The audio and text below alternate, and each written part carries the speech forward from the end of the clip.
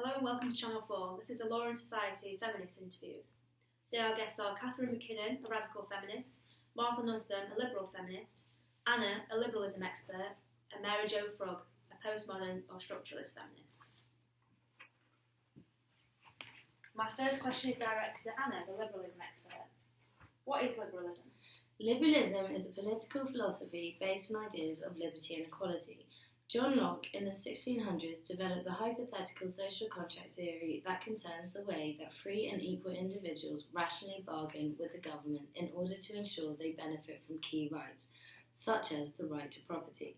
It is based on the foundation that the state is a neutral arbiter of disputes between individuals who are legal subjects. The legal subject is a reasonable man, rational and unbiased. The liberal legal subject envisaged within liberalism is autonomous, rational, self-contained and formally equal before the law. It is using the objective test within law to help decide legal questions, such as in criminal law to decide a person's innocence.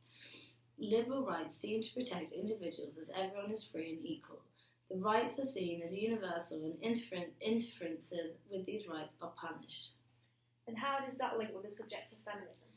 Liberalism tries to underpin how society works at a basic level and how parts of it, such as the law, are used to apply to all individuals. As feminists critique society and often seeing it as feeding the oppression of women, it is relevant to understand the notions that our guest today will analyse. Thank you, Anna. And that brings me on to our next guest.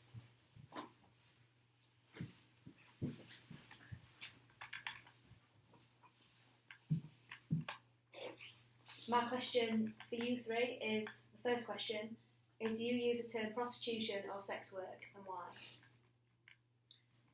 I, as a liberal feminist, use the term sex work as it's a consensual and free exchange between adults. Sex work is no different to other jobs that require bodily service, such as a masseuse. The main difference between these workers and a sex worker is the stigma that they face. Sex workers have property in the person which can be commodified and sold across the market. Your labour and your body are separate, and if the body and self were not, this would be slavery, which is absurd. Women's sexuality is not dangerous, as radical feminists will portray. It's the stigma which comes with sex work, which restricts women's autonomy, not patriarchy. However, I agree that factors such as a woman's economic position can oppress them. As a radical feminist, I would disagree with Martha and would use the word prostitution because prostituted women are victims of sex and gender inequality, which is a system of male power.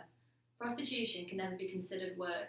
Consent is a liberal myth as women are forced into this life through social and economic pressures such as patriarchy and lack of genuine employment opportunities. Property in the person is also a liberal myth as your body and emotions cannot be separated from your labour. These women are victims of male domination, which is reproduced through gender socialisation. As most of these women are trafficked or managed by pimps, prostitution can be seen as a form of slavery. The practice is legitimised by the eroticisation of dominance and submission.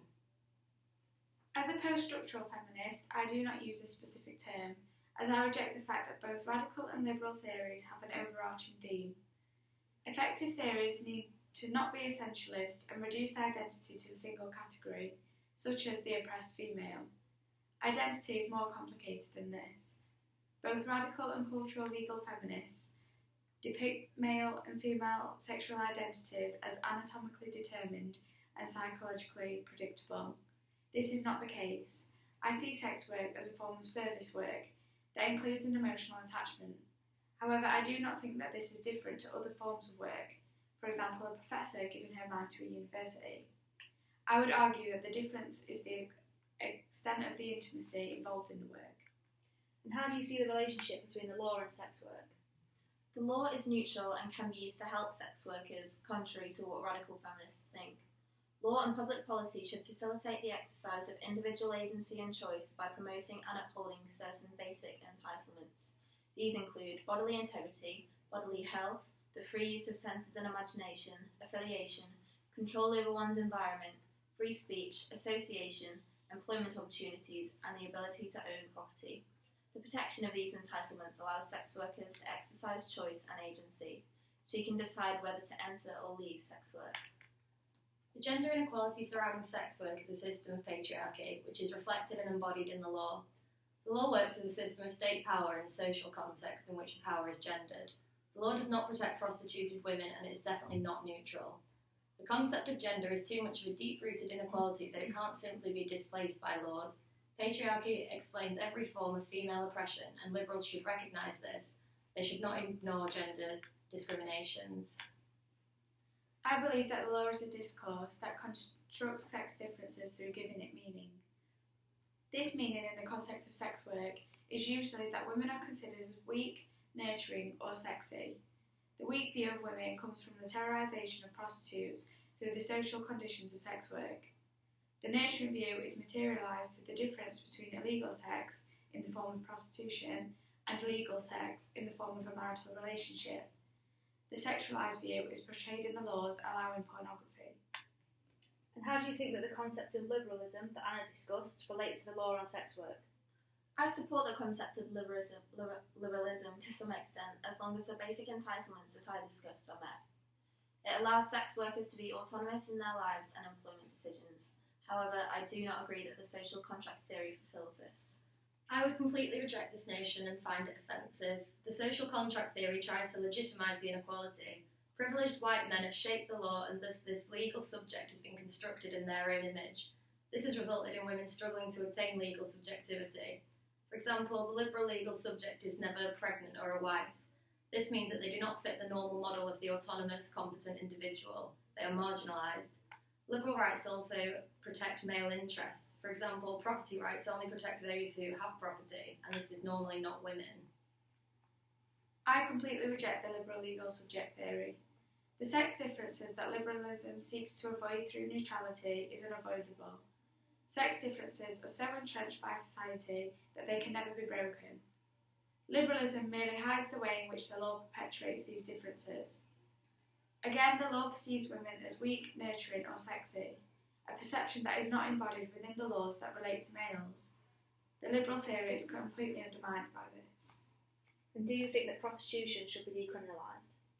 I believe there should be a reform of the law to put women in a better economic position, further protect their basic requirements, and change the stigma surrounding sex work. Adult sex work should be decriminalised, unlike in the US, as sex work is not morally wrong. Criminalisation drives the practice underground, making it less safe for sex workers. There should be regulated work protection for sex workers, similar to that in Germany.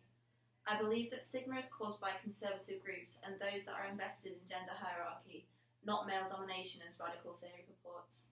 Stigma is not a sound moral argument against prostitution, therefore it should be eradicated. I would support the Swedish model of reform. This is to criminalise the buyers and sellers, or pimps, of sex services. I agree with liberals that prostituted women should be decriminalised, as they are not to blame for being dragged into this world. People need real education and real employment opportunities in order to escape. This can be done by raising consciousness through reconstructing the meaning of women and looking at their actual experiences. We use a dominance approach, not to make women equal to men, but to destroy patriarchy. Human rights needs to be harnessed to protect women from this slavery and abolish forms of subordination such as pornography. I am in agreement that the decriminalisation of sex work would ensure that women are protected by the improvement of social conditions. However, I would argue that this could never be realistically obtainable within the law. Concerning McKinnon's reform suggestion, there are not enough resources to ensure all pimps and brothels are convicted. In regard to Nussbaum's suggestion, the liberal legal theory entrenches the sex differences and inequalities by hiding them under its neutrality.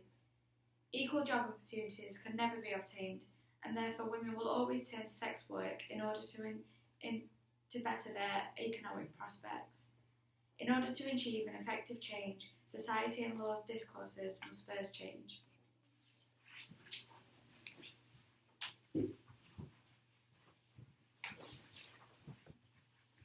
I would like to thank our guests for appearing on the show today. We have heard from two traditional perspectives and a modern academic position in relation to sex work. It's clear that there are many opposing feminist views about this issue today.